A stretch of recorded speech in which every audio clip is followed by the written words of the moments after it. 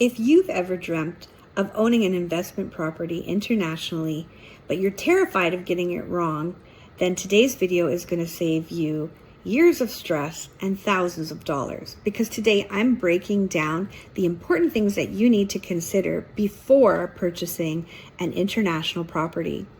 The same factors that helped me toward my Panama investment, Casa Suzanne, and it's paying off big. Trust me, it wasn't luck. There are some really important factors that I'm going to go over with you. So let's get into it.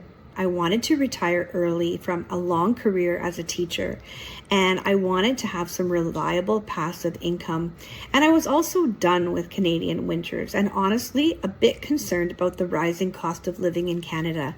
I wanted to make sure I had plan B, an option where I might be able to go and live somewhere else if I would need to or want to. And so factor number one, you really need to know the purpose of your property before you buy anything internationally. My plan was to eventually retire there, at least in the winters, but in the meantime, be able to rent it out part-time and use it myself for vacations. And this clarity shaped my decision that came next and boosted my return on investment. Factor number two, location, and you guessed it, location. Easy access to an international airport, groceries and activities that are really close nearby, where I wouldn't necessarily have to drive myself. And in fact, we have a shuttle in our community that takes us for grocery shopping, healthcare within easy reach, and also most importantly, no major natural disasters, and especially no hurricanes. And Panama checked every box for me. And honestly, the peace of mind alone is priceless. Factor number three, you must know your budget and your holding period. So get crystal clear about your budget, not just about the cost to buy or to build, but also how long do you plan to hold the property for. I was able also to take advantage of the developer's in-house financing. The rental demand is really strong in my area, and in fact, it rented before I even was able to set foot in my own home. Factor number four, buying versus building. A lot of people are so afraid to do pre-construction and to build their own home, but I chose to build Casa Suzanne, and here's why. You get exactly what you want, and frankly, I was okay with this because I bought my home a few years ago knowing it might take a while, and now it's really paying off. My property has actually almost doubled in value. Can you believe that? I've already made money just as the house is being finished, which is awesome. Factor number five, negotiate everything. Don't be shy about negotiating, especially if you're working with a builder. Ask about furniture packages, closing costs, extras, upgrades.